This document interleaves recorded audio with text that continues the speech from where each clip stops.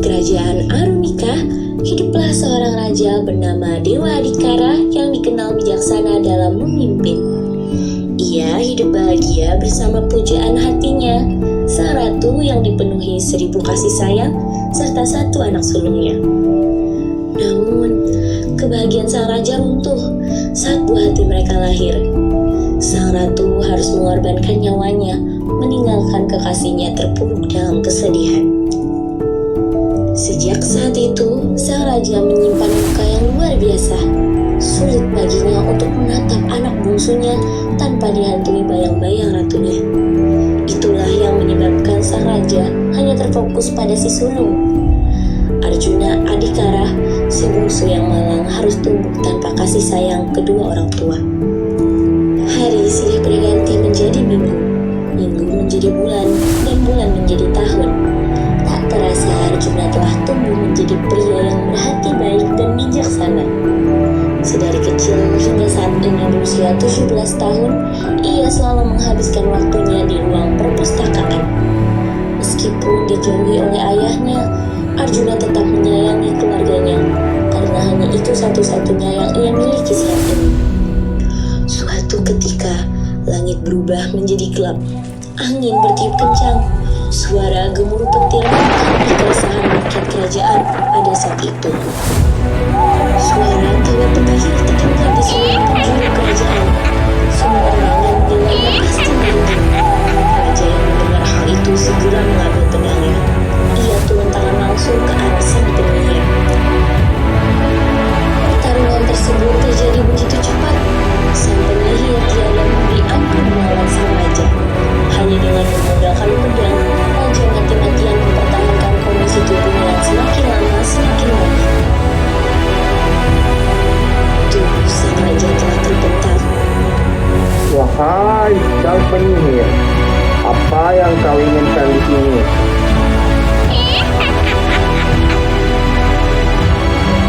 Apalagi, tentu saja menghancurkan kerajaanmu, Dewa.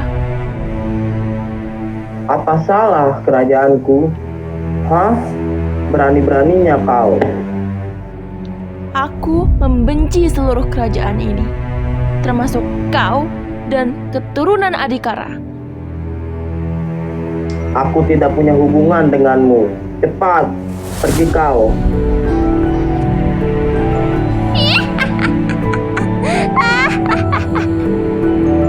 Ini akan selalu terjadi selamanya.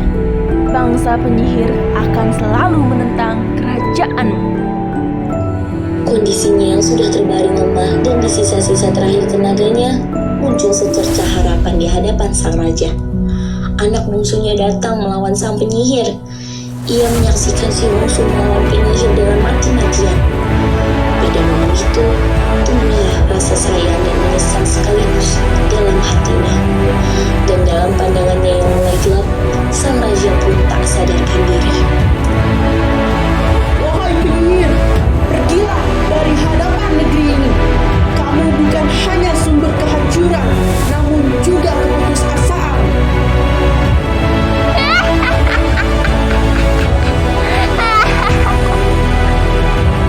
Kau tidak akan mampu melawanku, dasar tua bangka. Emangnya siapalah dirimu? Kamu hanyalah anak kemarin sore. Aku adalah Arjuna Adhikara, pangeran kerajaan ini. Pantas saja, kamu adalah putra dari Arum, wanita yang kukutuk.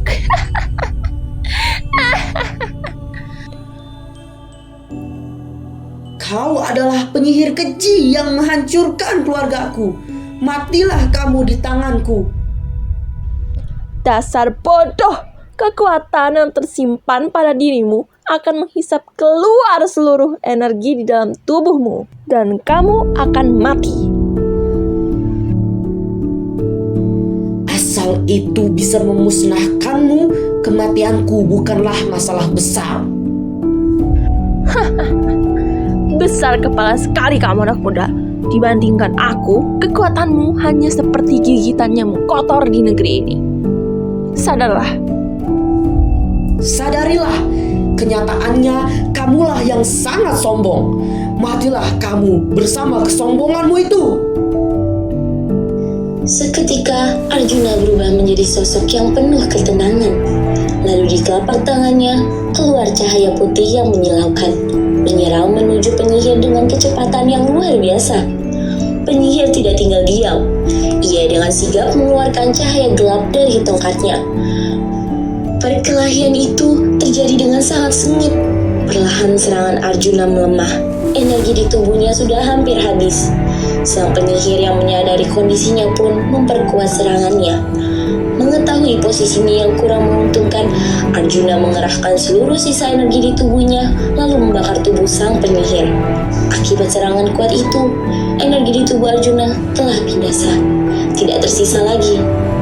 Perlahan, tubuhnya yang berdiri mulai sempoyongan, dibarengi pandangannya yang sudah kabur dan menghitam. Sebelum menutup mata, sekilas Arjuna melihat cahaya yang begitu terang dan terdengar suara lembut perempuan yang belum pernah sekalipun ia dengar. Arjuna, terima kasih kau sudah berjuang. Kemarilah, saatnya ibu menjagamu. Akhirnya, tubuh Arjuna terjatuh ke tanah yang ia lindungi sembari tersenyum bahagia, seakan-akan telah mendapat sesuatu yang selama ini ia nantikan. Setelah itu, kekacauan mulai mereda.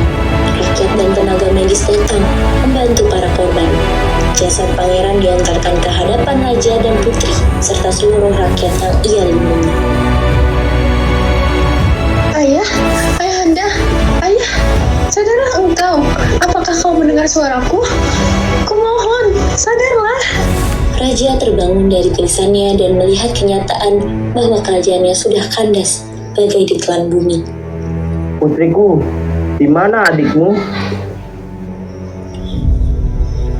Kala itu, selama 17 tahun, itulah saat pertama sang raja mengakui Arjuna sebagai anak bungsunya. Dengan berat hati dan air mata yang deras, putri sulungnya berkata, Ayahanda, sekarang anak bungsumu sudah pergi ke tempat yang indah, tempat ratumu berada. Apa maksudmu Arjuna masih hidup? Ia akan memimpin negeri ini.